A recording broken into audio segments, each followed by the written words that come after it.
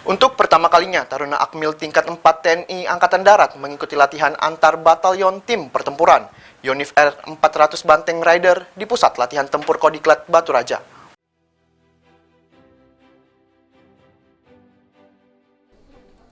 Sebanyak 1.051 prajurit TNI Angkatan Darat kembali menggelar latihan antar batalion tim pertempuran Yonif R400 Banteng Rider di Pusat Latihan Tempur Kodiklat Batu Raja Ogan, Komering Ulu. Latihan itu diketahui berbeda dibanding pada latihan sebelumnya, di mana untuk pertama kalinya Taruna Akmil tingkat 4 ikut langsung latihan.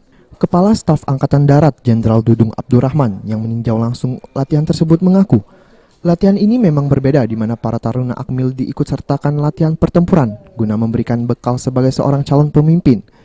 Latihan ini diikuti berbagai kecabangan, yaitu infanteri, kavaleri, amet, arhanut, zeni, perhubungan, dan satuan bantuan administrasi. Dalam kesempatan itu, Kasat Jenderal Dudung yang hadir langsung di tengah-tengah para prajurit mengatakan, latihan itu guna meningkatkan kemampuan mekanisme hubungan komandan dan staf komando pengendalian operasi dalam pertempuran, termasuk melatih kerjasama antar kecabangan dalam operasi serangan. Latihan itu diakuinya memang berbeda dengan melibatkan Taruna Akmil. Diharapkan dapat menjadi pembelajaran mereka saat sudah masuk di kesatuan yang baru. Sebagai komandan peleton dan mengetahui bagaimana cara menyelenggarakan latihan untuk anggotanya. Bagaimana nanti jadi Danton yang akan memimpin anak buahnya 36 orang. Begitu juga yang di Satuan Banpur maupun Banmin. Mereka juga harus sebagai pemimpin, dia juga harus sebagai pelaku. Artinya, bagaimana sebagai pelaku?